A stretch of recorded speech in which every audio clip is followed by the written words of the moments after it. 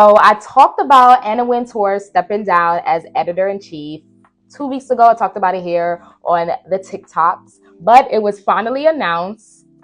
Anna Wintour has picked her successor, and it was announced that Chloe Malle would be her successor. But of course, like I said in the previous TikTok, she will not be called editor-in-chief.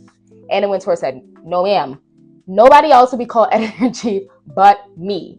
Chloe Malle's title is head of editorial content. So like I said in the previous TikTok, they Sprite remixed the role, okay? They Sprite remixed because Anna was like, no ma'am, no editor-in-chief for you. I'm the only editor-in-chief.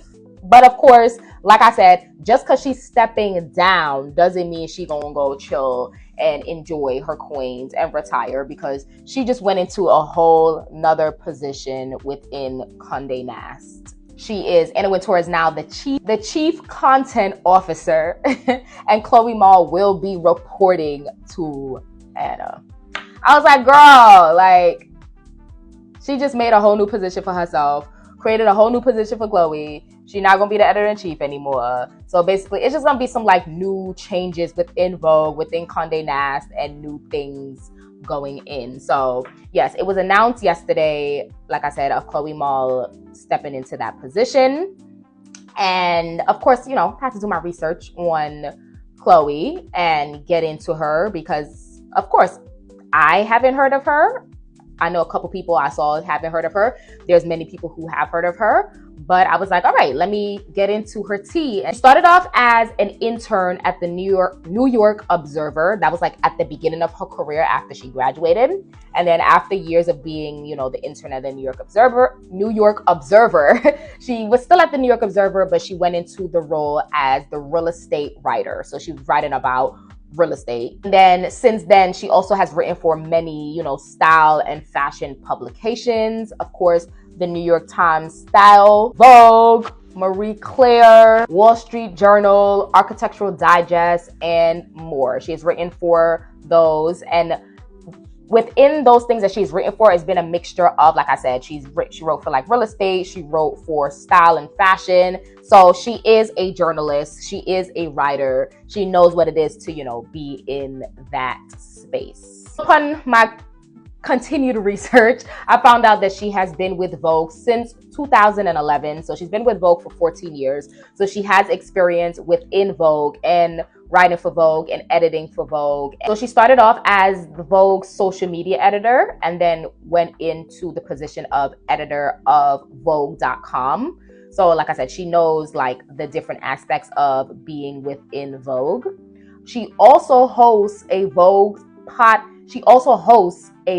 podcast called The Run Through with Vogue. She's been hosting that since 2022. So I will say Anna picked someone within the Vogue house. She didn't go in the streets and find someone like outside of Vogue. So I do like that she chose someone within Vogue, because of course, with any company, the company that you work for, the company other people work for, they go out and choose. They don't pick someone. A lot of times they don't pick someone within the company to move up. They go find someone in the streets, which is annoying. So I definitely like that she found someone in-house. I'll say I would love to see her get like a nice stylist, somebody to like spruce her up a little. No shade, because I want to see her look like not called editor-in-chief anymore. It's still technically an editor-in-chief role. So I would love to see her look a little bit more put together and flashy. I feel like the announcement picture gave very like plain Jane. I was like, you are the face of Vogue. You are the face of fashion. You are the image of, this fashion magazine, this huge fashion publication. I feel like I need her to look a little bit more spruced up. But of course, she's just beginning. So I'm gonna give her some grace.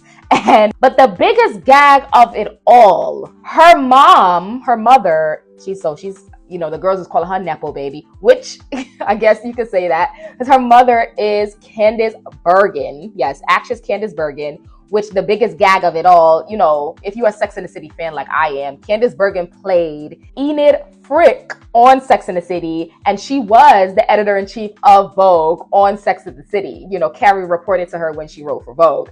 So I was like, that's kind of gag worthy, because like you are now the editor-in-chief of Vogue, and your mother played the editor-in-chief in Sex. Like, I was like, oh, that's kind of cute. I'm not gonna lie. That gagged me a little bit. We're gonna see what Chloe gives. I like to, give the girls some grace, give the girls a chance. Let's see, because I saw, of course, people were going crazy, like, who is this? Why is she in there? And I can admit, because when I first saw it, I was like, who is this? Like, who is this? But like I said, she's been with Vogue for 14 years, so she has some type of experience within Vogue. So, is an experienced girlie. Anna, even though she stepped down as editor-in-chief, she still is a big figure in Vogue, in Condé Nast, and I still feel like she's going to be in charge of all of that. She's not handing over the keys and just giving full control over to Chloe. She's still going to be a big figure in watching with the bob and the shades, watching everything that Chloe does. I really do believe that. Anna gives that. Like, Anna, she gives that. Okay, she give me that. She watching you. That's why she got that bob in the shades. Yeah, she watching you. Very spy.